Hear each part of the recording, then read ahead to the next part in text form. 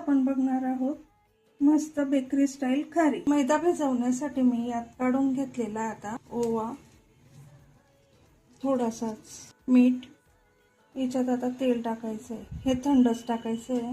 हे पीठ असं छान चोळून घ्यायचं आहे तेलाला। पूर्ण पिठाला मी आता तेल लावून घेतलेलं आहे छान। आता पाणी टाकून आपल्याला घट्टसर गोळा तयार करून घ्यायचा आहे। तुम्ही बघू शकता आपला घट्टसर असा गोळा भिजवून तयार आहे। हे तूप यामध्ये ना कॉर्नफ्लोअर टाकायचं आपल्याला आणि त्याची एक स्लरी तयार करायची आहे। हे बघू शकता आपला साठा छान तयार आहे। आपले पिठाचे छान मी असे गोळे तयार करून ठेवलेले छोटे छोटे। आता यावर आपल्याला हे साठा लावून घ्यायचं, असं छान हाताने असं फिरवून घ्यायचं आहे।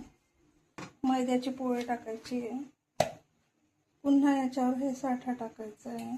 5 पोळ्या लावून घेतल्या मी एकावर एक। आता हे असं दुमडून घ्यायचं आपल्याला। आता हे असं पुन्हा आपल्याला लाटून घ्यायचं धरत धरत। नंतर आपल्याला ह्या साईज मध्ये कापायची आहे। तुम्ही पाहिजे तसा आकार देऊ शकता। आता आपल्याला त्यात खारी टाकून घ्यायची आपली।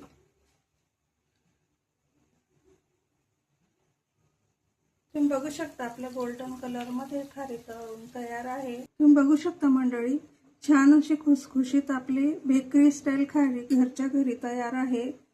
तुम्हाला जर अशी रेसिपी आवडल्यास माझ्या अस्सल खानदेशी मेजवानी या यूट्यूब चॅनलला सबस्क्राईब करा। तुम्ही व्हिडिओ बघता पण लाईक मात्र करत नाही।